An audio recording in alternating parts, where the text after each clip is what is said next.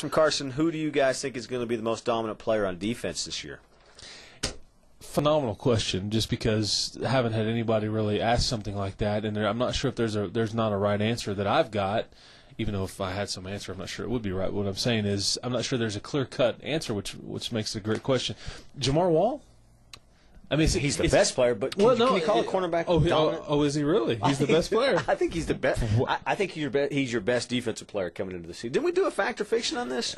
No, I think he was the most valuable because you've got fewer answers behind him. I could argue for Brandon Williams that Brandon Williams is the best defensive player. Okay. I could probably argue I think Henley could be in the mix there as far as the best defense. Think about playmaking. I mean, I know Wall had 5 interceptions, but I mean, Brandon Williams, 6 or 7 sacks, 12 tackles for loss, right. Led the team in forced fumbles. It's a lot of plays. So he'd be your most dominant, is what you're saying. Is there a difference between best and most dominant? I'm not sure. I'm not either. See, and Wall was most valuable. See, he's the one that you could ill afford to lose. Ill afford. So you give me the answers. You going with Jamar? I'm going Jamar Wall. Yeah, well, he's got quite the love in the bandwagon riding with him. I think he's the most dominant at his position. Now, overall, do you say your corner is? Let me ask you this: do we see him differently because of the gaping hole opposite of him than we would if there was someone comparable across from him? I think maybe we have an inflated view, of some of us do, because he's very, very solid, and there's just nothing opposite from him as far as a proven player. I think players are like teams, and like Texas Tech becomes kind of the hot team. Oh, this is going to be a fancy analogy. I think Jamar Wall has become kind of the hot player. Yeah. Whether that's right, wrong, or different. He's good. And obviously I've just deemed him as the best player on defense. Yeah.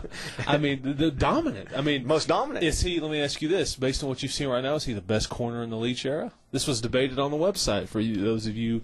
There was a lot of discussion about top corners. I mean, the Hanson kid who's playing for the Eagles. He's playing for the Eagles now. And, he was he all that dominant? Him and Ricky Saylor, they were big on trying to punch that ball out. Yeah, he wasn't really all that dominant when he was here. But Jamar Wall has been?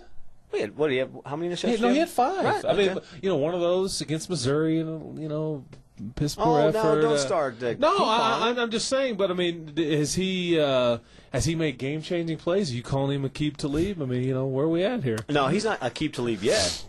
But he's probably of the Leach era. He's probably one of the best that we've had there in that spot.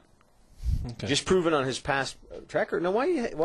No, I think that it's just an interesting discussion, just because I think a lot of the recognition he's getting is well deserved, but I just wonder if a lot of it has to do with just because of the gaping hole opposite on the other side of the field. And because the speed factor. Walk with me, if you will. Do we need to hold hands too? We don't know, but you could envision a McKenna Dixon or a Brandon Sesse being the most dominant player, and to me, that's the best answer. But how can you say that when Dixon hadn't played it down in how long, and Sesse's never played it down here? Because they're different players. They're difference makers. These are elite Big 12 type prospects. I think we don't know what you're going to get. I can envision a Daniel Howard or a Brandon Sharp taking over games and being having dominant performances. So you're right. Yeah. Great question, Carson Cullen. Carson. I shouldn't give his last name. All right, this one's from Jeep. Thanks for the terrific service you provide. Is it possible for you guys to interview Gerald Myers about the possibility of streaming games not covered by TV? Many of us live a couple of thousand miles away and would gladly pay to see these games streamed. Thank for anything you can do. We've talked to this, Craig Wells, Chris Cook, about this. It's not really a tech decision, and so we'll get more. It's kind of a conference issue and overlapping on. So we were talking about the Big 12 network, potential of the Big 12 network on the show today. With Ed Stewart, Big 12 Commissioner for Football. Yeah. All right. Lots of working, moving parts there trying to get all that stuff worked out. Yeah. This one's from Norm. What games will you look to as games that will indicate what kind of team we have here? What was the old saying about Norm? Pass the beer nuts? Women, you can't live with them. Pass the beer nuts. Yeah, there you go. Bingo. Yeah. It's doggy dog world down there. Wearing milk bone underwear. What's his question? What games will you look to indicate what kind of team we have here? It goes in stages. I will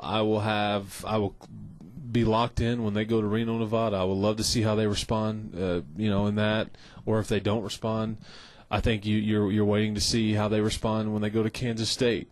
You're expecting wins in both of those games, but that's the first Big 12 road game. Am I safe in that assumption? That's the first road trip, and then Kansas right after that. Yes. And you clearly want to see how they respond in Lawrence, Kansas, based on clearly. So I don't know. I mean, I just think that, and as it builds, and as 4-0 turns to 5-0 and 6-0, I just think that you're wanting to see how they respond each and every week.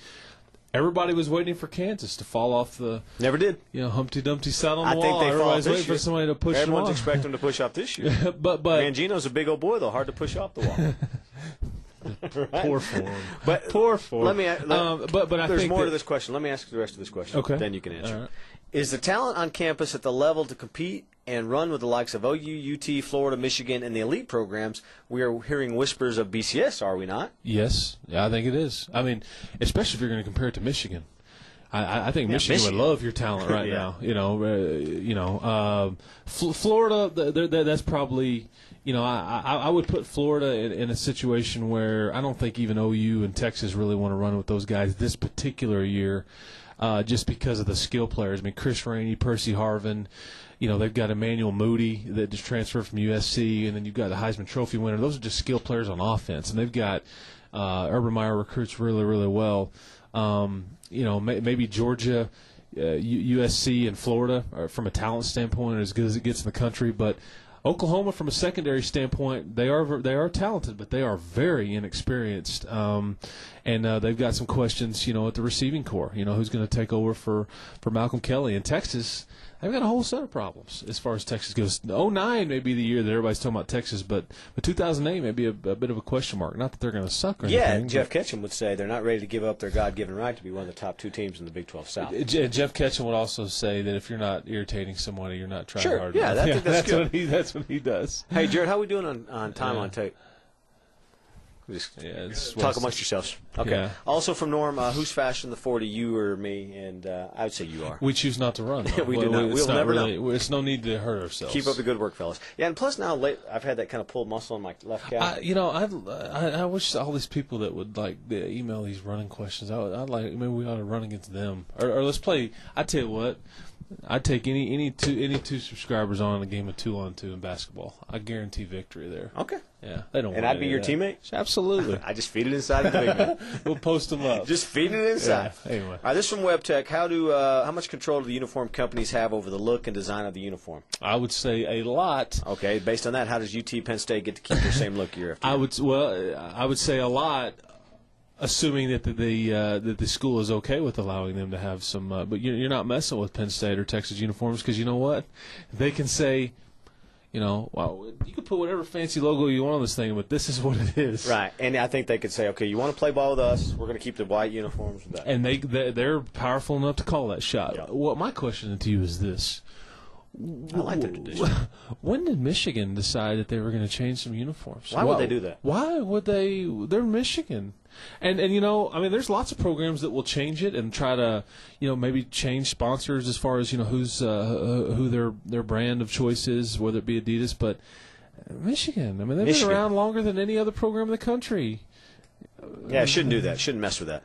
If it's a poor, I don't know whose idea it was. It's Rich Rod's. If it was, step away, my man. Bad move. He's coming in saying, I'm shaking things up. Just fix the helmet. Change the helmet up. No, don't change that helmet. Well, no, but I'm saying, why not, while you're at it, change the helmet up. Okay, this one's from... Put a red stripe in there, too.